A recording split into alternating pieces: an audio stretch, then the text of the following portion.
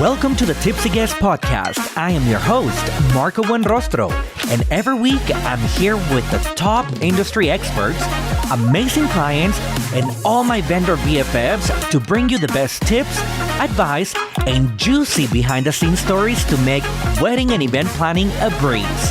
So grab your favorite drink and let's get this party started!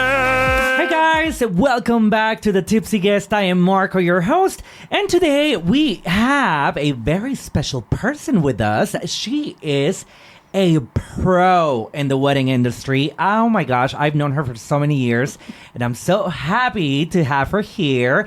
Gretchen, welcome. Oh, thank you. And I was going to try and say the name of the company, but I'm going to let you introduce yourself because I feel like I'm going to mess it up. Yeah, so the company name is Paperie. And love it. That came from, we opened our business, we took over a business about 20 years ago. This December will be 20 years. And it was wholesale packaging. And at the time, we changed the name because when we bought it, we changed the name to Perfectly Wrapped. And then shortly thereafter, the 2008 crash happened, and we stopped selling so much wholesale packaging. And at that time, I started going more and more into invitations, custom invitations. And somebody, an old client came in one day and was like, well, do you have this? And I said, no, we've gone into custom invitations. And then they were like, well, then why are you still called that? Oh my gosh. And I said, okay, well, then I'm going to change the name. And at that point, the internet had exploded. All the names for invitation companies had already been bought up, so that you have to get creative. Yeah. So I created my own, and Allie Am is the beginning parts of Alyssa and Amber, my two girls, in their birth order. Oh. And it's because I also really treasure family time and family. And that's part of the reason I love doing what I do, because I love writing this piece of stationery that starts that new family dynamic that they are creating with their wedding day.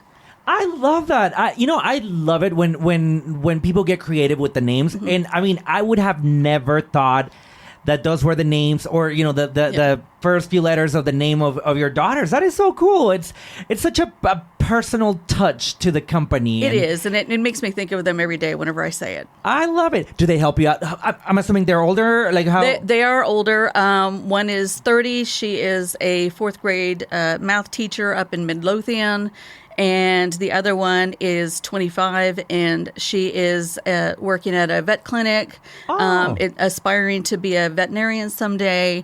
And no, they have no desire to help with this. They have their own careers and their own likes. Did they ever help out when they were little? 100%. They were our slave labor for all the different shows and stuff, carting things in and out.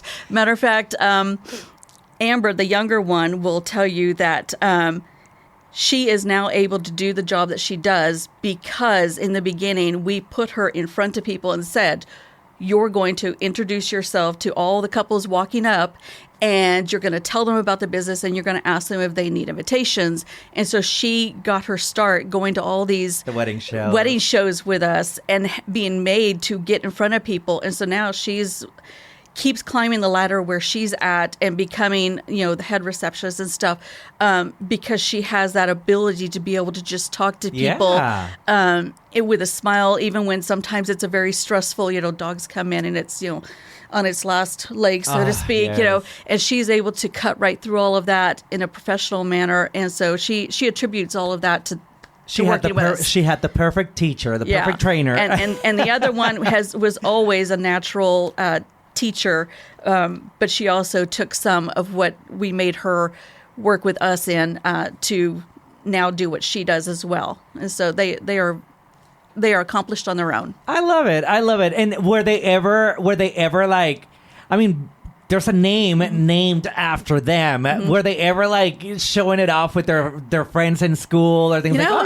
I don't know, but they definitely told their friends about it. Like they'd be like, oh, do you need this? My mom can help you. And they would bring people over, and I'd get phone calls from parents, and so they were excited about it. And they still are. They just They just don't want to do it. They want nothing to do with the business. Yeah. They're just the name. Alyssa does her own a ton of paperwork as a teacher. She doesn't want to create. Yeah, I love it. That's a beautiful story. For when you start a company, it's always so interesting when people want to name their company. With me, when back in 11 years ago when I was naming my company, I was zero creative. I went the easy route and I just went with my initials. Yeah. And now, many years later, I'm like, oh man, I wish I would have named it something different. I should have used a little bit more creativity. But you know what?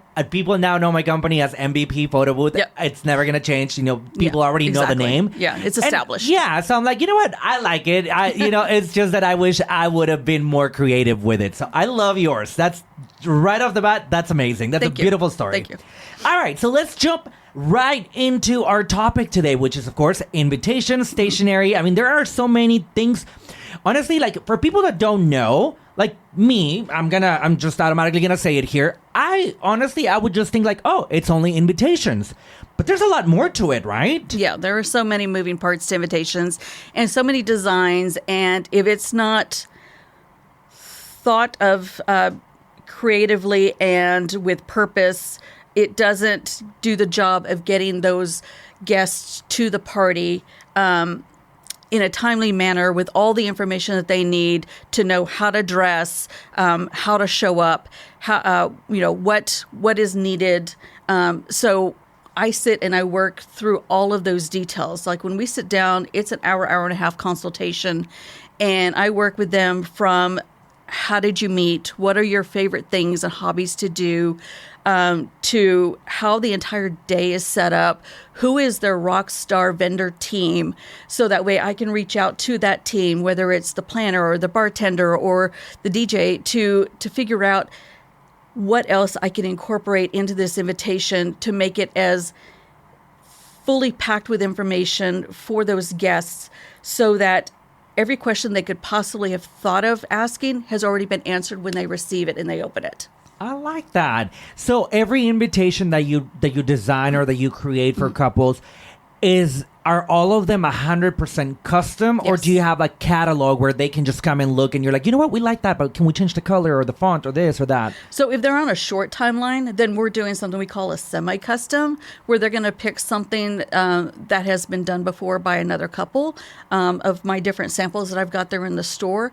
But 9 times out of 10, if they've got time in their timeline, they've started early, we are starting from scratch, and we are building it based on their wedding aesthetic, their colors, everything that they love. Yeah. And so we're making it unique to that couple.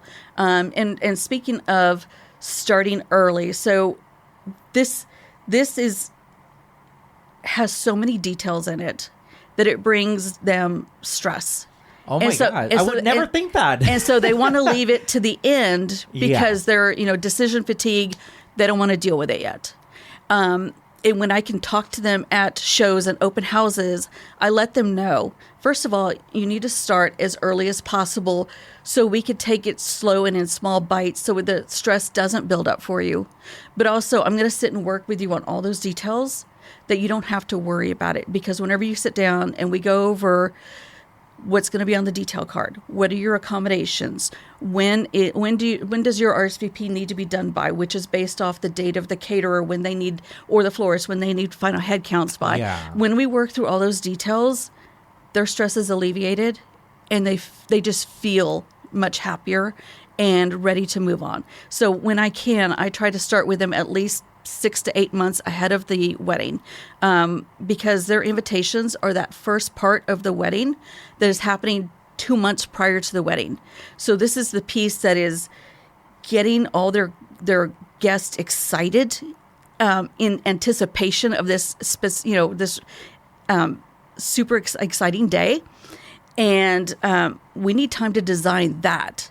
And so if they are wanting to do black tie, luxury, and they're wanting to incorporate letterpress, laser cut, any of those special processes that take extra steps, plates have to be made specifically for those parts. We need extra time to be able to build all of that out. And so starting anywhere from 2 to 4 to 6 months ahead of when they're going to be mailed, not from the wedding date, but when they're going to be mailed is when we need to be starting. Now, if they also want to do a save the date, we're starting about a year to 14 months ahead of time. Yeah, that was going to be my next question. When should couples actually send the save the date and the invitation? So about a little bit over a year. Is that for the save the date? So save the dates are anywhere from 8 months to a year ahead of time. My fourth quarter weddings, which are the October, November, December weddings, especially October because we're so busy here. Yeah. Because they want to make sure, the couple wants to make sure that those guests invited haven't already booked out all of their holiday travel and no longer have any days reserved to be able to come to the wedding. We need to get those invitations out even earlier. And so my fourth quarter weddings, I pay more close attention to those dates and trying to get them in even earlier so we could start all of that ahead of time so they have that timeline to be able to work with that versus having a really tight RSVP date versus when they have to give final head count. I try to give them at least 3 weeks in between those. But if they haven't come in early, then they may only have a week. And that is a very stressful week for them to try to get a hold of all the people who didn't RSVP. Oh my gosh. So, I never really thought about all the logistics. Yes. There's a lot. I never even imagined, which is so ridiculous. Like, there's so much behind it. I mean, it's not just, here's my invitation. Yes, yeah. Like, there's so much planning behind it and the timelines. And I do, I guess, so what is because I've seen invitations that is just, I don't know what they're called. I guess like a one sheet type of invitation, and it's just basic information. But then I've seen also some invitations that have so many different things attached to it. Like, can you give me an idea what those additional things are? So the nice thing is that nowadays we have the the creation of wedding websites. And so I do try to utilize the wedding websites into the wedding invitation to try to help them keep that price of the invitation down. Okay. Plus keep the weight of that invitation down because the more that it weighs, the more the postage is. Yeah. And there are a lot of our couples that maybe haven't dealt much with the post office or they haven't done a lot of mailing. And so they don't understand that the more pieces you put into this, or the heavier you make it, the bigger wax seals with the floral stuck underneath it, with the ribbon tied around it, all of that adds up to more in postage. Yeah. And so I try to help them create something that is timeless and unique to them and will become a beautiful heirloom while not creating excess. So we sit down and we look at all the different parts of it. And so 9 times out of 10, we're creating a beautiful invitation that may be layered. It may be letterpressed. It may be foil printed. So it's a beautifully exquisite invitation piece with maybe an RSVP card and one details card. And one of those two, if not both of them, are leading the guests back to the website where the couple can change information, at any point, and guests, as they go back and they read over that, they're able to get the most up-to-date information. So if we put it in print, we can't change it later, right? Yeah. But if I can give them the beautiful invitation that are going to make their guests so excited to show up because they know that they were thoughtfully thought of for this event, and gives them all the details to get there or how to get to the website to get more information. Like, for instance, couples may sometimes have 3 different hotels, accommodations that they want to list, and I'll tell them, list the first main one, the one that you're obligated to or the one where the wedding party is going to stay at. And then let's put the other ones on the website. And they'll have more options. They'll have that top tier, the middle tier, the low tier, whatever it may be. Yeah. Or maybe the one that is more of a boutique versus the one where they get their points at. Yeah. So they have their options on the website, but we're going to include the most important one in the invitation. I like that. With information saying, to see more, go to our website. Yeah. And do you help them also with their website, or is that something completely that you have nothing to do with that? They are building their website. But if they haven't published it anywhere yet, whenever I sit with them, which that's always the dream, is that they don't publish it yet until we've sat down together, is that I will sit with them and tell them the knot, wedding wire, whatever it is, they're going to try to give you a predetermined wedding address. It might be the knot.com/US/ Gretchen Olivares and Greg Olivares and wedding date. That is a super long link. People are not going to remember. They're not going to type it out right. They're going to lose something. And so I try to tell them, make it custom, because it also then can become their hashtag later. So it has double duty. People will remember it if it's shorter. So if you do something like the knot.com/US/ the Habees 2025, that is super easy to remember. Makes more sense. Yes. And they have less chance of mistyping it. And so when I can, I do advise them to do that. And I have so many other little tips and tricks that we work through whenever we're sitting down together. I'm telling you, I'm learning so much. Honestly, I never thought about all these like little things about invitations and all the stuff that you have to deal with. That is so cool. And because there's so many details, when we start working together, I give them little drops at a time through my CRM, through Dubsado. Yeah. So my workflow is going to say, okay, now we're going to work on this. Now here's the next thing. Now until you see the proofs from me, here's the next thing you can work on. And so they're constantly given just little bits at a time to work on, and I'm not flooding them in the beginning. And that really helps them also with the overwhelm, just to keep that in check. And when we have that larger timeline, that also helps, because they can do it when they have time, and maybe they already have children, and those children are, they're playing sports, and so their nights are taken up. Yeah. Or they're in a doctorate program. I can't tell you how many couples come in that they're in the middle of moving. They're in the middle of school. They're getting ready to graduate. So they've got all these other things that are on their plate at nighttime after work. And so the more time that we can build in to work on this together, the more I can help them alleviate all of that and make it a stress-free environment. I love that, because, it sounds like you, it just sounds like you do so much for your couples, and I feel like they absolutely appreciate that. They do. It's so, I love it when a couple can really trust their wedding vendors to the point where they're like, you know what? I am letting you take, charge here. We're going to trust you.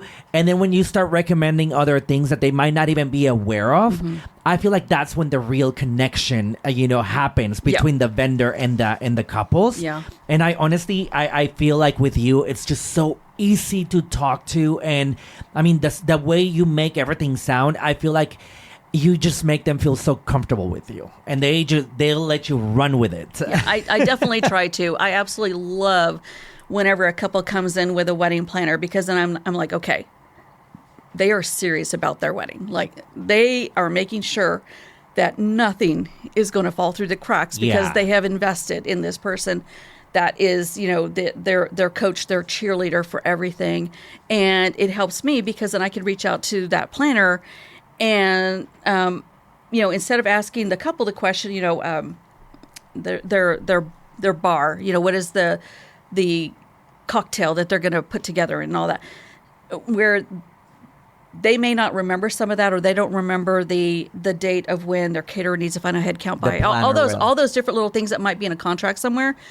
The planner knows it immediately. Oh, yeah. And I love that. And if they don't have one, I highly recommend that they get one, because that just helps them also take that stress down a little bit and really thoroughly enjoy their day when they get to it. Yeah, nowadays most of the venues, and I say most because not everybody does, but most venues require, for you to have, or at least they suggest, they want you to have at least a day of coordinator, because, we had a situation not too long ago where we had a couple and they did not have a wedding planner.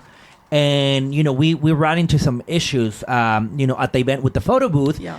Technology, stuff happens. Yep. And, we were fixing the problem that was happening with the camera.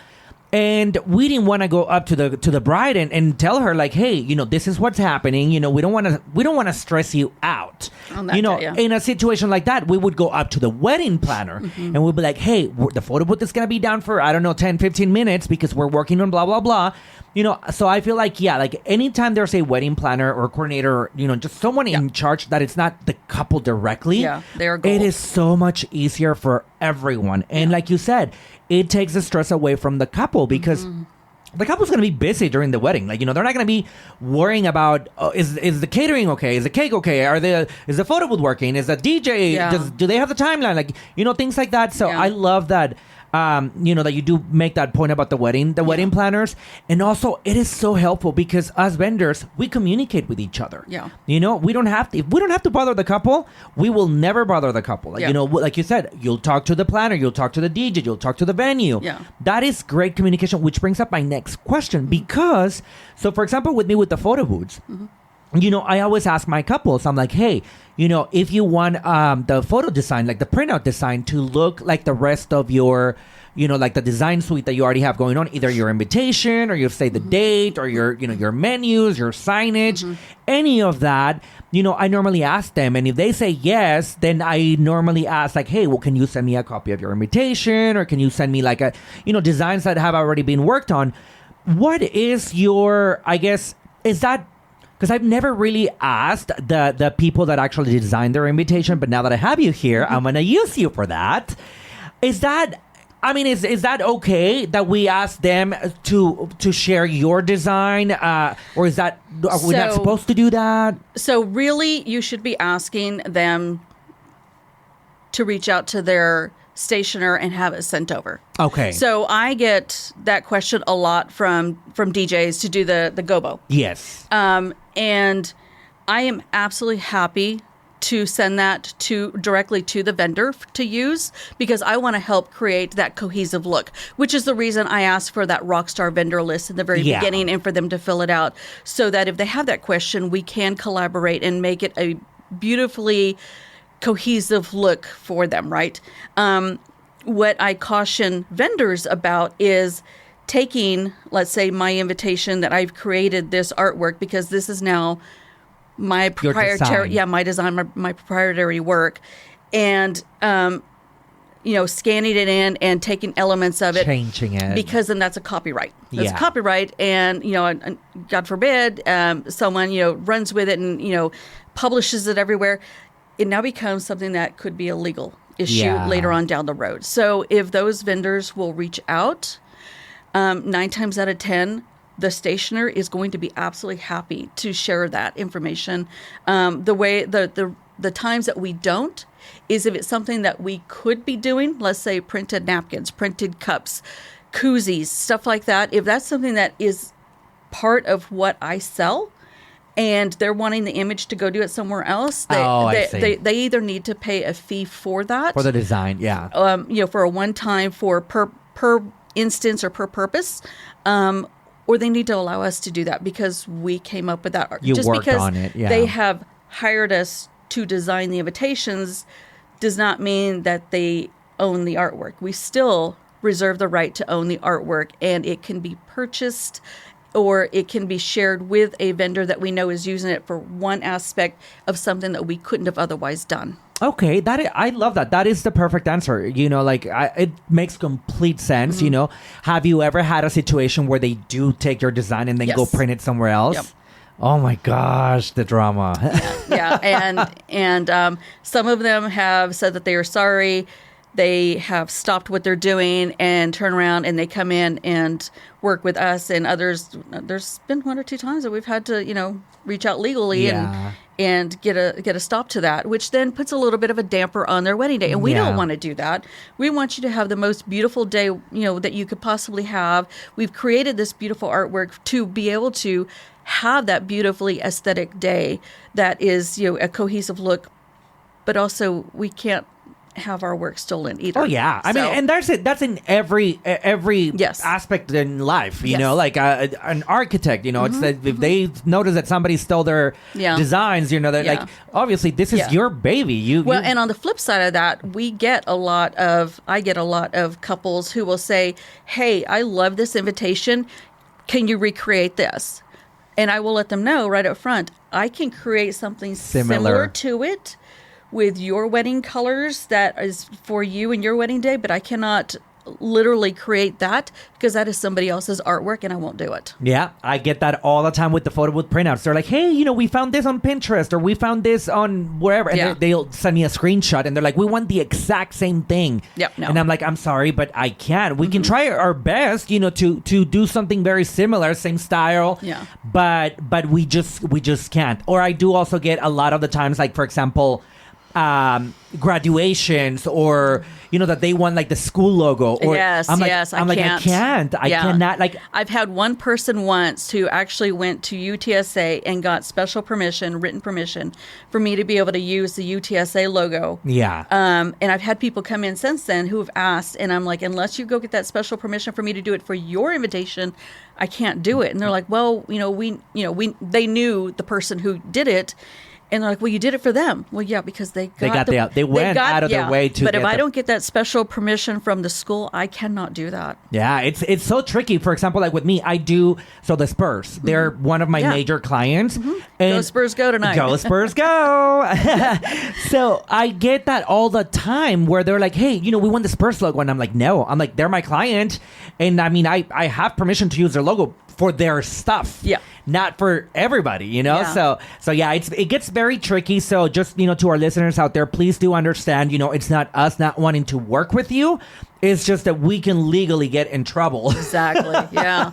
For using somebody else's, like image or logos or just brand. The biggest culprit of that is moms coming in for birthday invitations that want us to do Disney stuff. Disney. And Disney will absolutely go after you for that. Oh, yeah. And they have taken down small stationers. And I'm sorry, but I'm not going to lose my business over that. Yep. It's so funny because I can keep comparing this to what we do because same thing with photo booths. You know, they're like, oh, yeah, the theme of the party is, you know, Disney or the theme of the party is like this. I had a couple one year. So they both absolutely love Disney. And they're like, yeah, you know, we're going to have all this like Disney stuff incorporated into our wedding. She's like, what can you do for us with the props, with the design? I'm like, nothing. I'm like, this is what I can do for you. I was like, I can custom make props, let's say with maybe like phrases, you know, like my favorite princess is, and I don't know, Cinderella, or, you know, like little phrases from, or quotes from like the movies. But I cannot like actually go and take, you know, or like the images. Like I cannot use their images. I cannot use the font. You know, Disney's so particular with like their fonts and with everything. So yeah, just to our listeners out there, please just know that these are legal things that we cannot go. We have to go. You know, we have to be legal about everything. Yeah. All right, Gretchen. So what do you think is one thing that, I don't know, like if you've seen it or if you had something crazy, but that people add to their invitation that you're like, you really shouldn't put that on an invitation. Have you ever had anything crazy like that? I have. So, you know, whenever I'm working with clients, I will take out the etiquette book if necessary when they are asking for certain things. And I will always tell all my clients, I will tell you what etiquette says, you know, what Emily Post, what Crane says, and I will tell you what all my couples are doing nowadays, and you let me know in between there where you feel comfortable, because at the end of the day, this is their invitation. It is not mine, so it is not up to me to say, you can't say that wording. If they want it, I'm going to put it on there for them because that's what they asked for. But I will give them all of the recommendations as far as what proper etiquette says and stuff. So with that being said, I do occasionally have invitations that come in for weddings that are happening in like Laredo. Well, apparently in Laredo, it is proper to put on there that there is a $50 or $100, whatever it might be, entry fee donation to come to the wedding to help pay for it, right? And the first time I saw that, I was like, are you kidding me? Really? Like, are we really? So what I learned from that is that there are different traditions in different, even in Texas. Yeah. Laredo's not that far. I had never heard about But there that. are different traditions and ways that they ask for things. So I had another wedding shortly thereafter where the wedding, I could be wrong. It might have been Italy. It was somewhere European.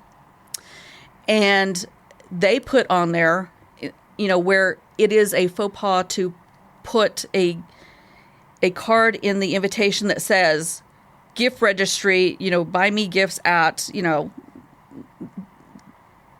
name it, Target, wherever, Yeah. right? Over there, it was, here is my banking account information. You basically Deposit. basically deposit the money here for, and that is expected over there. Wow. Like if it's not in the invitation, they're going to be like, why didn't you put that in there? So every region is different. Every area is going to have their own customs, their own traditions, and it is a learning curve for me whenever I come across those. But I have to then go educate myself and make sure, okay, I know what is what is proper for that couple and their their lifestyle, their whatever they're having their wedding, and those destination weddings come up with a lot of those different things. Now, I mean, it's kind of cool for here. Going back to, the gifts. Yeah, it is a faux pas to put gift registry and list the different places. So what I do in lieu of that is I will put, for gift registry and more information, please visit the wedding website.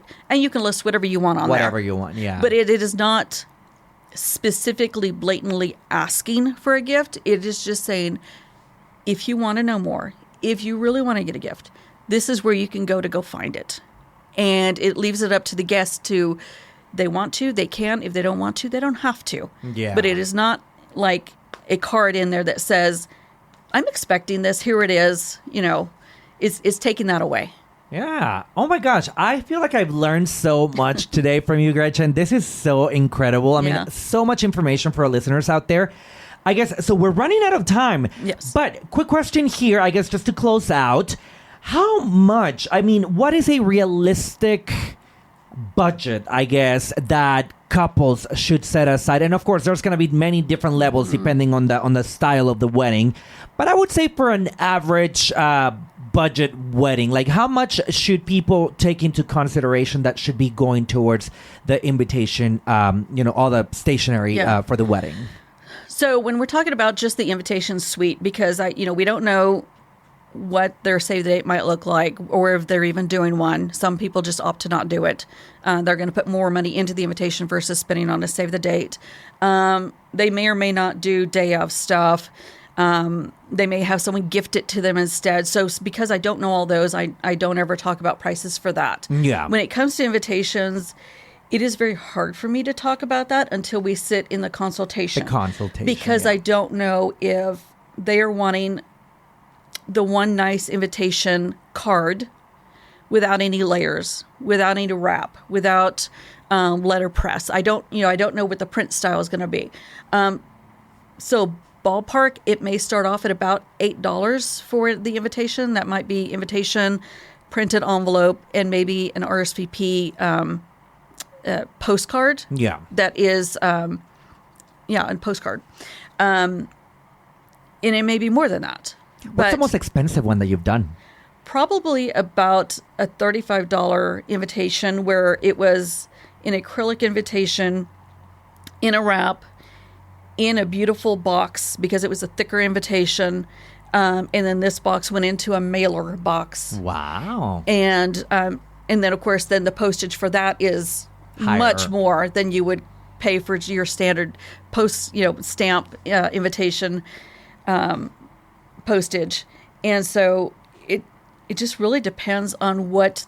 And so when we sit down in that consultation, we're working through all of that. And if we come up to the end and I create the quote for them and they're like, you know what, it's a little bit much, then we will sit down and tweak it and say, okay, how can we keep the style, the feel of what we've created, but take it down a notch. Yeah. To be able to alleviate a little bit of that.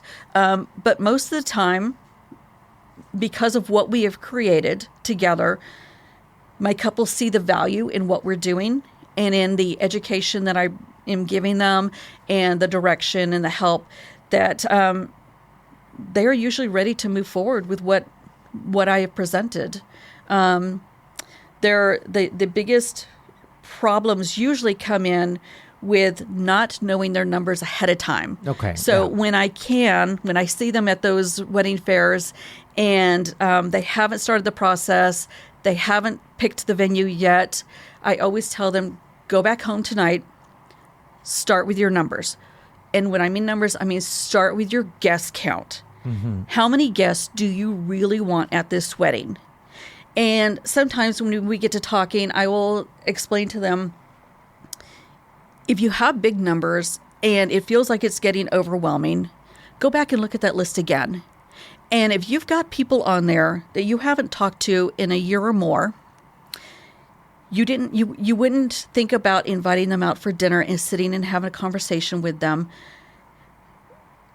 They are someone that, yes, you know them and you like them, but you would not miss on your wedding day. Take them off the list. Yeah. Because we can't invite every single person we've ever met. Yeah, I mean, you would have a crazy amount of people there. It would be astronomical. You need to invite those people that really matter to you, that you would absolutely miss not having on the most special day of your life. Yeah. Those are the people that you're spending the money to invite to this special day to celebrate with you. And so you have to know those numbers ahead of time. And so when you're able to whittle that down a little bit, then you're going to turn that into an invitation count for me so that I don't have you over order. Because I do have so many people that I see at those shows come up to me and they're, yeah, we need 300 invitations. I'm like, okay, well, what does that mean in mailing count? And they're like, excuse me? Well, and they're like, well, I don't know. Can you guesstimate that for me? I can't guesstimate that for you because I don't know if your guests' family dynamics are that they all come from big families. If you have 100 guests that you're inviting and they're all big families, 4, 5, 6 people more in a family, you may only need 30, 40 invitations.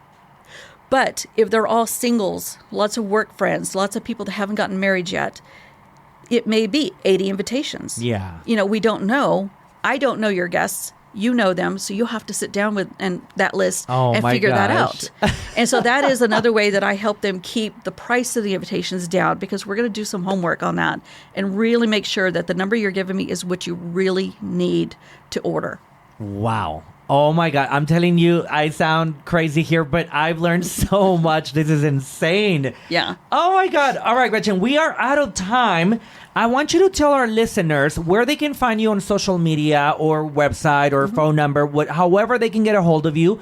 And is there anything else that you're like, you know what, I needed to talk about this, I needed to say this? Is there anything else that you feel like our listeners should know about you or your business or the weddings world?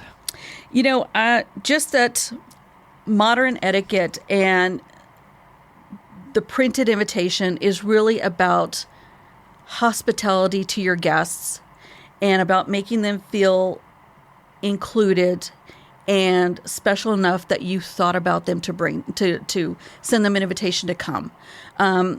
When you're doing an invitation off of a website where you haven't, you can feel by the way that it's presented that you didn't take much time to really think about this or to put a lot of effort into it, then you may have a black tie wedding that you've done invitations that maybe feel like they're more suited for a backyard wedding. Yeah. And you're sending the wrong message. And sometimes it will make guests feel like, well, if I've got 2 different events on the same weekend, I'm going to go to the one that made me feel more special. And they may not be subconsciously knowing that they're saying that, but that's what they're saying whenever they decide not to come to your wedding. Yeah. Or whenever they come dressed down in their really cute little chunkless and a little Sunday dress or something versus the formal dress that you Yeah. thought that they were going to come in because you sent the wrong message. And so sitting down with a designer helps you through that. And so really, like I said,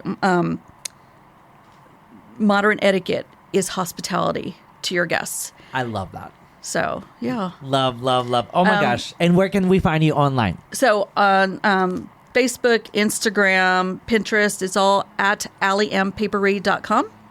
Allyam is ALY, beginning parts of Alyssa, AM, beginning part of Amber, and then Paperie with a little IE on the end. So paper IE. Absolutely incredible. Thank you so much, Yeah. Gretchen. I am so glad that you finally made it out here. We learned a lot. Yeah. So for all of you guys that want to know more about Gretchen, please visit her on social media, go to her website, check out her work. It is so incredible. And as she mentioned during this episode, everything is custom. She will sit down with you until you guys love what you're getting. And trust me, you will absolutely love her work. And it's all by appointment. Oh, yes. It's all by appointment. We were discussing that off the air. Yeah, make sure that you reach out to her, like if you want to come out to her shop. And yeah, she'll set up an appointment for you. And then you guys will get to meet and make some magic happen. Thank you, Gretchen. Thank you. Bye, guys. Thanks for listening to the Tipsy Guest podcast. If you know someone who could benefit from these tips, spread the love and share it with them. Don't forget to subscribe and leave a review. Next round's on us. Same time, same place. Cheers! This podcast is brought to you by MVP Photo Booth, the #1 photo booth rental company in San Antonio, Austin, and Central Texas.